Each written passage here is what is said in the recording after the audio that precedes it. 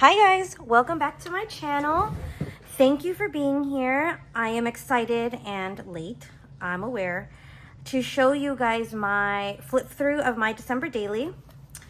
So this was put together with, I won't call them scraps, but definitely a lot of leftover pieces from Christmas crafting and Christmas sales from Whatnot. The fabric was a scrap. Okay, the doily and the lace and all of the little fixings around were things I had in my stash. Same with the trim.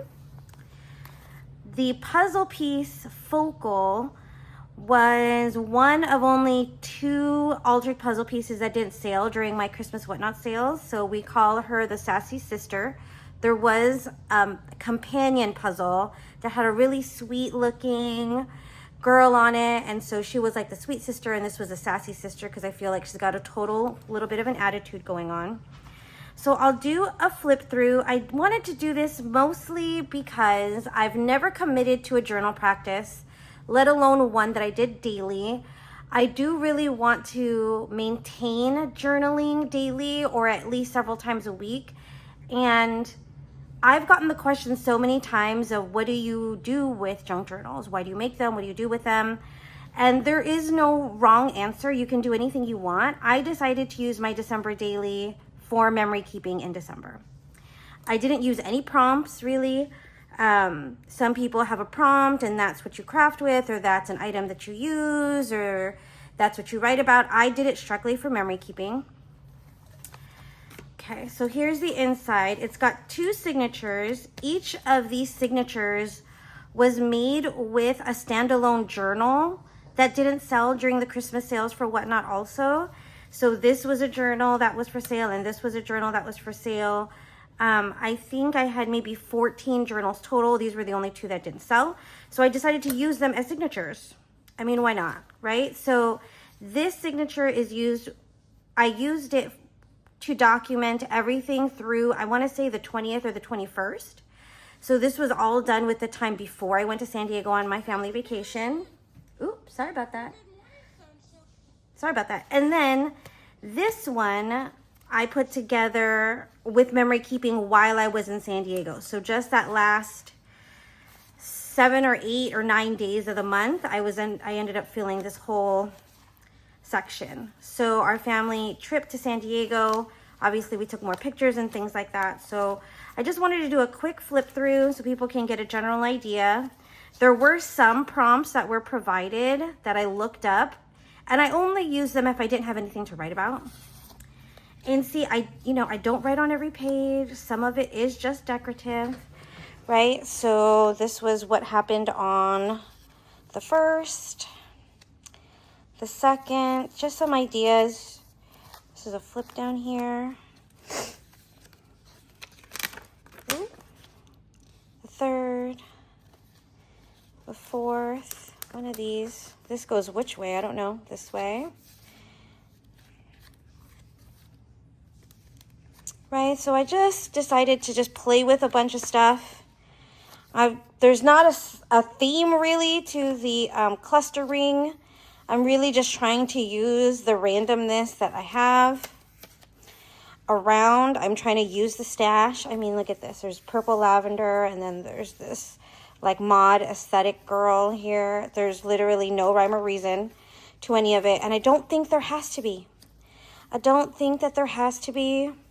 And I know some people are really great about making aesthetically cohesive journal layouts, and I mean that's something to aspire to in 2025.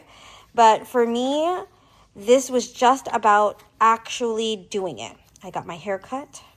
I had really big, I had like a whole Texas hairstyle here. This is after half a day and it had already come down, but if you can imagine how big it was before that. You know, it gave me some ideas about what to do with darker colored paper and journaling. So maybe I need to gesso some of those pages next time around to make the writing a little easier to read. This was when we thought we were going to San Diego. So what day is this? The 20th? I say we thought because we didn't actually get there. Our flight was delayed, and then canceled. We ended up getting there on the 21st.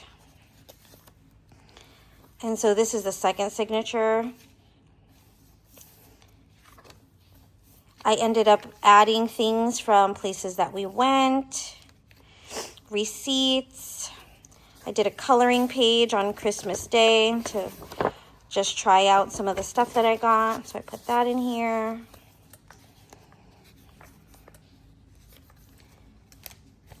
My boys.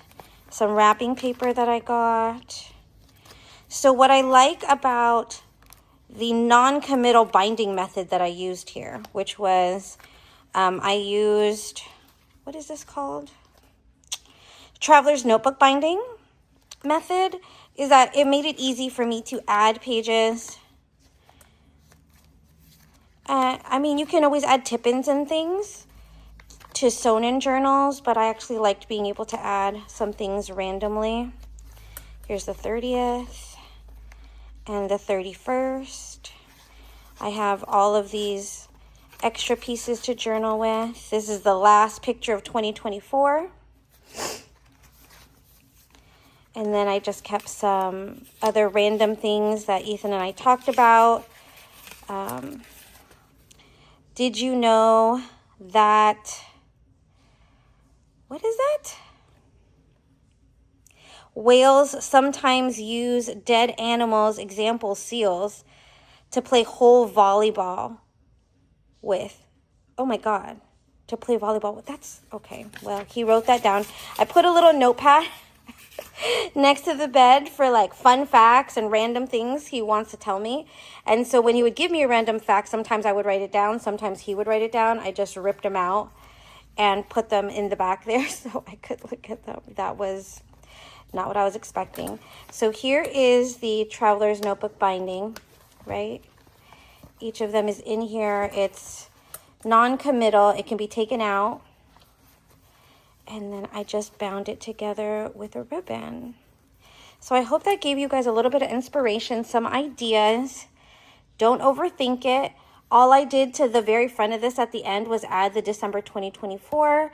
I'm going to keep this with, you know, I'm not sure. I was thinking about keeping it with like important papers and documents and stuff, like when, you know, emergencies and things, because I really do want the journals that I write in to be things that the boys can keep down the road and read through and reference and get to know me better and remember what we did and that kind of thing. So, I mean, I might end up putting it where you leave photo albums. I mean, I know we don't have a lot of photo albums out anymore, and that's another thing we're talking about getting back to in 2025 is like physical memory keeping, photo collages and that kind of stuff. So we'll see.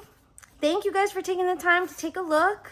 I encourage you to start a journaling practice, no matter how formal or informal, whatever you want it to be. There are no rules, but I do believe that jotting down a few things and printing the pictures from my phone and actually placing them in a journal was really mentally relieving for me. There was a lot of distraction that was removed. I don't feel like I needed to keep that information and remember it for later. I know I can find it or stumble upon it or reference this in 5 years and just look back. So I do think it's nice to do. But I don't think you should stress about it. I think you should do whatever you want, as much as you want or as little as you want, and just do something for you. So I hope you guys enjoyed it. Thank you guys for taking the time to watch my video, and I'll see you in the next one. Thanks, guys.